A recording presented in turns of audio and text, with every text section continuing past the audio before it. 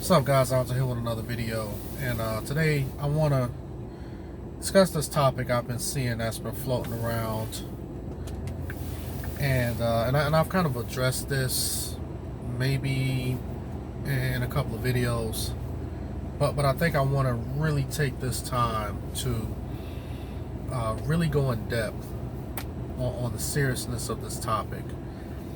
Now, I was reading an article yesterday. Somebody had posted this article. I can't remember what was the website or where they got the article from, but they were talking about Pastor Tony Evans. Now,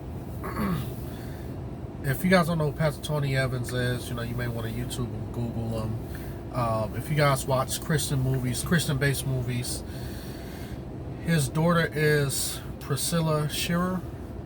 Like that is his daughter. She's been in a few Christian-based movies. So anyway, her father. Now, Tony Evans, in my opinion, is more of a contemporary preacher. My wife has listened to him, quite a bit. I've listened to a couple of his sermons. He's okay, but when it comes to preaching, I I can be somewhat of a critic, and maybe that's wrong, but he's okay. He's not someone that I would listen to on a regular basis. Like I listen to guys like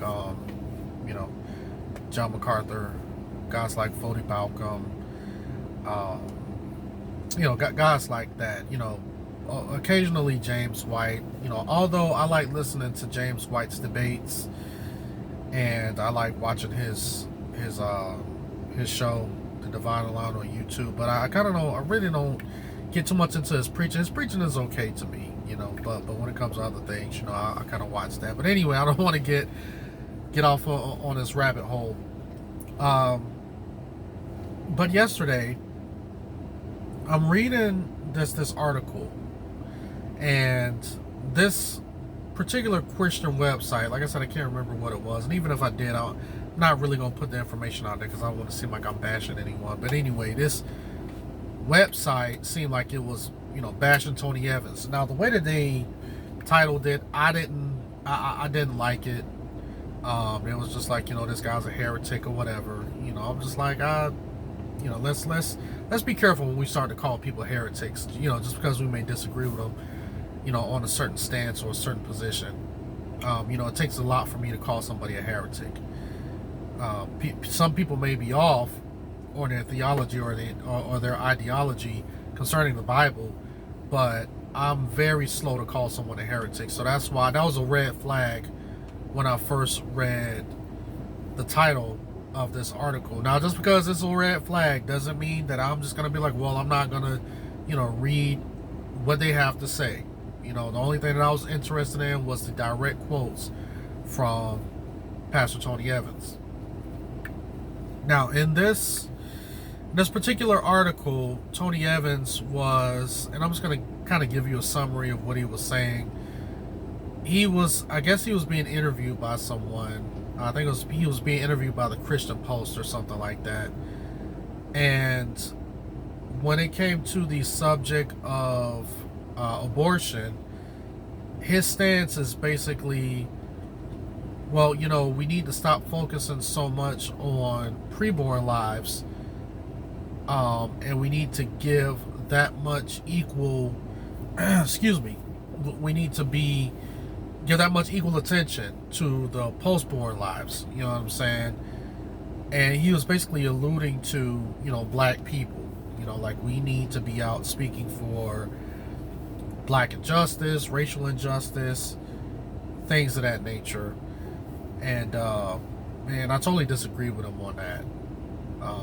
But like I said, I'm not going to go as far as to call this guy a heretic or anything like that. But the reason why I'm making this video is because now I believe that we're starting to see a real danger with this social justice woke church theology, even though he may not consider himself to be a part of the woke church, but we can see that he's taken some of their tenets and now he's kind of using it to preach.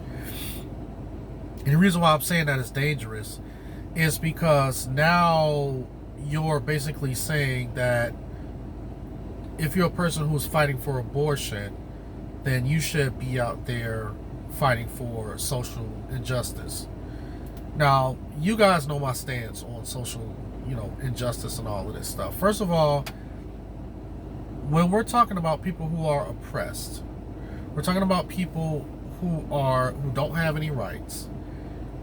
These are people that no matter, no matter who they are, these are people who they don't have the same rights to others, legally. So we're talking about real oppression. We're talking about a person or a group of people who, on paper, they are not allowed or they don't have certain rights or privileges just because of who they are. Their age, race, sex, whatever. It's just basically saying, and I'm really trying to preface this carefully, because there are going to be groups out there who are going to say, well, you need to be fighting for us if you feel like that as well. And these are groups that are, who basically live their lives against the Bible. Okay? When we're talking about oppression, we're talking about people who are not being treated, or they don't have the basic human rights, or they're being treated less than human by another group of people. And that is totally unbiblical when we read the Bible. Everyone has a basic human right based on biblical standards, and that's something that we all can agree on. Now, when you're talking about the social justice stuff, this is not oppression. Let's just be clear on that. It is not oppression. Now, statistically speaking, do black people, sometimes take certain treatments from other groups of people that if another person was put in that same situation, that they would not probably receive that treatment just because of their color, just because of the color of their skin? Absolutely. Like, let's just go ahead and I'm going to give you an example. And this is just going to be, we're going to cut straight to the bone with this. Do I believe, personally, as a black man, that if I'm pulled over by the same police officer, let's just say if it's a white cop, let's just say, because this is the narrative, if there's a white cop that pulls me over, and let's just say I was speeding or didn't use a signal or whatever, I was pulled over by this cop, and he writes me a ticket, right? Says, here's your ticket, this is how much you'll pay, or you can go to court and fight it, whatever. And let's just say, clean cut, white guy, around my age, driving a nicer vehicle.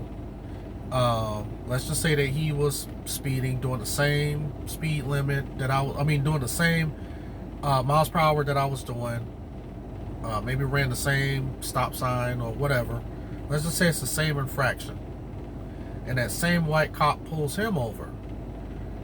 And if he tells the cop, like, hey, listen, I'm sorry, I was trying to get to work, whatever the excuse is, do I believe that in that situation the cop would let him off? Sometimes those things do happen. I'm not going to lie. Sometimes I've seen me being treated differently, and I can say, hey, maybe it was because of the color of my skin. Like, for instance, when I go into Sam's Club, and I saw this happen a couple of times, and I said if it ever happened again, I was going to confront the greeter at Sam's Club, because this happened to me a couple of times. I remember I was walking into Sam's Club, and there was a white couple, older white couple. They walked in, and the greeter looked at them, hey, how you doing? and they kept walking. I walked directly in behind the couple, and the greeter asked me for my Sam's card, right? So the first time it happened, I paid it no mind. I just said, well, dang, I don't know if she, asked them or they just had it out. So I said, I really can't remember. I really wasn't paying attention. I said, okay, fine, brush it off. So then it happened the second time. Kind of the same scenario. Older white lady, she walks in, greeter waves at her, hi. I walked in behind her. The lady asked me for my Sam's card. So this time I kind of noticed it. But I said, well, kind of don't want to make a scene, and plus I was in a rush anyway. I didn't have time to stop and try to talk and, whatever. So I just said, forget it. Let me just go ahead and shop. I brushed it off and I kept it moving. I said, if it happens again, then I'm just going to ask the greeter, like what? Like, is there, certain people that you stop and ask? Not insinuating that just because I'm black she's stopping me, but just saying, like, do you guys got a counter, like every 5 people you ask, just trying to get some understanding. Now, do situations like that happen? Yes, they do happen. Now, can I sit back and say that this lady was targeting me or treating me unjustly or unfairly? No, this is a place of private business. If I don't like going there, I can go somewhere else. I can't sit back and pinpoint and say that this is racism. Now, if there was a sign that was out front in Sam's, or if the lady told me that, hey, all black people, all black people must show their Sam's card before shopping, now that's racism, okay? Because now you've made a law against me just simply because of the color of my skin. Now that is oppression. That is real oppression. The civil rights movement, that was all about black people just saying that, hey, we just want equal rights. You telling us that we can't eat at certain restaurants, we got to use certain doors, we got to drink from certain water fountains, we got to use certain bathrooms and stuff like that, and it's on the books. So if I'm a black person caught using a white person's water fountain or a white person's restroom, I can be arrested. You see what I'm saying? So now you're restricting me of human rights based on some man-made laws. Now that's oppression. What's going on today is not oppression. Okay? It's not. Black people are not being oppressed in America. So let's just get that out of the way. And what's more dangerous, which I'm circling back to the topic of this video, is that they try to make it seem like that the fight that we fight for abortion is the same as what's going on in America.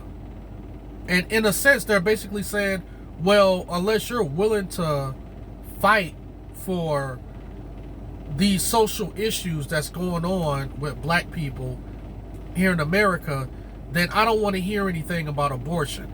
First of all, let's get something straight. Abortion is the intentional killing of a human being. That is what it is, point blank, period. That is, if you can't, that is the definition of oppression.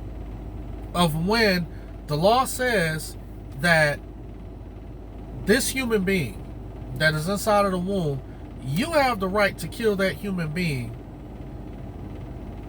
just because, for your convenience, because that's all it is. Abortion is convenience killing. Majority of abortions happen because of convenience. These are women who go out here, they sleep with guys, they get pregnant, and then they turn around and they say, well, I don't want to be pregnant, so there's a clinic that I can run up the street to and have them remove this baby so I can go on being a single female with no children. Or a woman who only has a certain amount of children and I don't want to have any more than that, or I don't want to have this particular person's child, so therefore I'm just going to go ahead and have an abortion for whatever reason. They do it out of convenience. And for people to try to conflate the two, or they try to basically try to compare the two, like it's an, it's like they're like, well, if you're not including this, and we got to start being careful with this word inclusion, Because that's what's killing the church as well. We're all trying to be so inclusive. We need to start including this, including that. Sometimes you don't need to include jack. This whole social justice stuff should not be an inclusion when it comes to the topic of abortion. Because it is the intentional killing of a human being. And we're not just talking about black babies, we're talking about all babies. You see what I'm saying? A woman, and instead of us basically coming together and attacking that, and these people who claim to be a part of this woke church ideology stuff, instead of them saying that, hey, that's a topic that, okay, maybe we don't really know too much about it, we're just going to leave that alone. They want to attack people like us who say that abortion is bad, period. There is no conversation. I mean, it's in the discussion. And to sit back and say, well, I'm not going to listen to you talk about abortion unless you're talking about these black people who are suffering in poverty and all of this. Man, listen. I don't see a bunch of suffering and poverty when I turn on the TV and you got Cardi B out there talking about her vagina, and these dudes out here throwing money up in the camera, smoking on drugs, talking about using drugs in their songs, riding around here in flashy cars, showing off all of the money that they've made, glorifying the selling of drugs. So don't tell me about, oh, black people, oh, we all oppressed and all of that stuff. Man, do not tell me about that stuff. There's a problem in the black community fundamentally that black people don't want to address. And this is the reason why we have problems. The reason why we have problems with police is because black people do not want to police their own communities. Everyone else can police their own communities. When migrants was coming in from Italy and Russia and Germany and all of that stuff, you know what they decided to do? In order to keep them from being oppressed in society, they decided to raise their children up in the future generations to represent them. They raised them up to be lawyers, judges, doctors, policemen, police chiefs. You see what I'm saying? That's what they did. I'm from South Florida, and that's what the Cubans did when they came over here. You go down to Miami right now, and the heavily populated Cuban communities. Their police chiefs and their mayors and the policemen are Cuban. But black people, we don't seem to get that.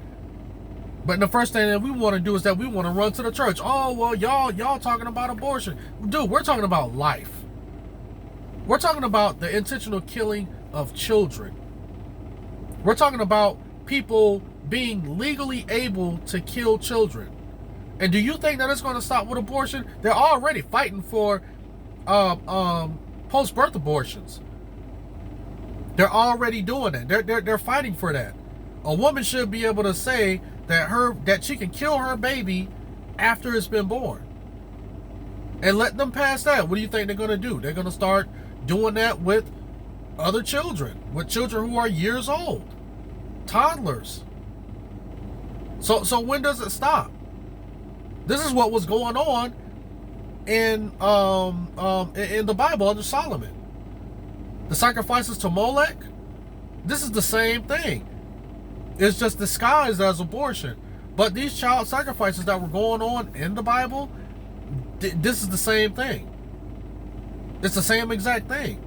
And I can't believe that we got so many pastors and preachers, people in the church, who are diluting the word of God just so they can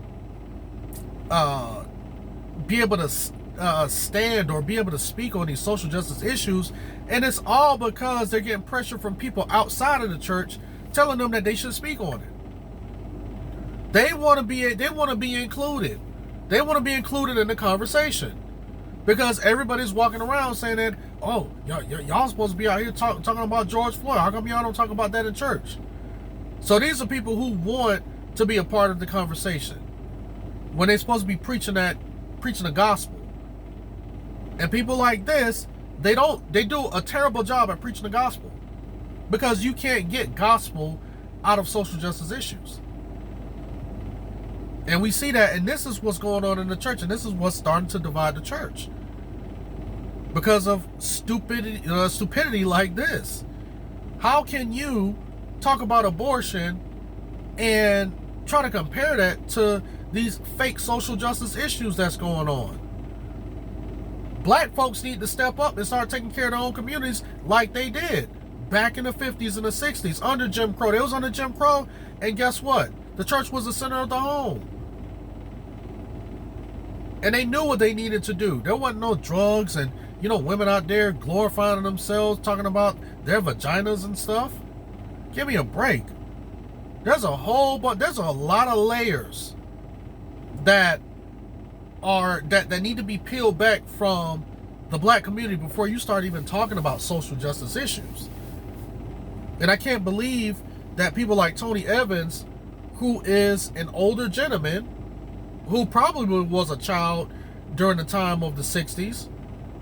His parents was the ones who probably understood everything that was going on. But here's a man who came from those eras, and he saw the difference between then and now. And I can't believe that, and I believe that he wants to stay relevant too. He want to have this church relevant, so he wants to talk about social justice issues. Abortion is not just a topic. This is the topic. This is totally an abomination against God to take any human life willingly. That's what we are talking about. And just like I said, you guys want to know Jesus' stance on social justice issues? Read Luke chapter 13, verses 1 through 5, where it talks about the Galileans who were killed by the people of Pilate. Jesus' response was, repent or you too will likewise perish. That was his response. Short, sweet, and simple. The answer is there. Go read it for yourself. Put two and two together. But, don't let these people try to bait you into thinking that, in order to talk about abortion, you got to talk about these social justice issues. No, it's not. And I pray that Tony Evans and all of these people from this woke church movement, I hope that they all repent of this. I really do. Because when this is no longer a subject, what are you going to do? Because it's going to stop being a subject. Wait till about January 1st of 2021. I want to see where all of these woke church people going to be at after that. Who are you going to talk to? Who's going to be your audience after that? Are you going to keep this up? I bet they don't keep it up.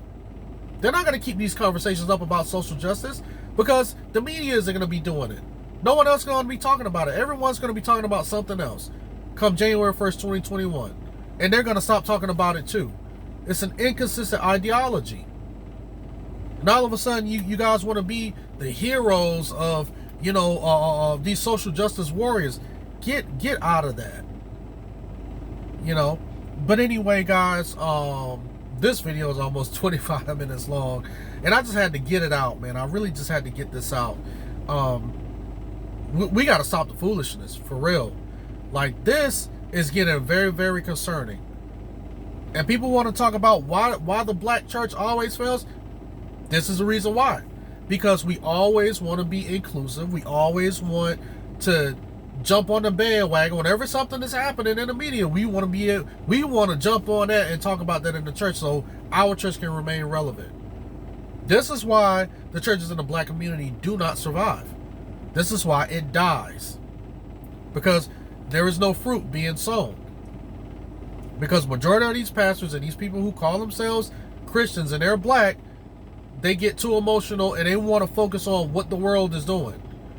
They get so focused on what the world is doing, and then when the world switches gears and changes at the blowing of a wind, then it's just like, okay, well, what else are you going to talk about? When social justice issues are no longer popular, what you going to talk about? Anyway, guys, you guys know the deal. Leave me a comment, drop me a comment down.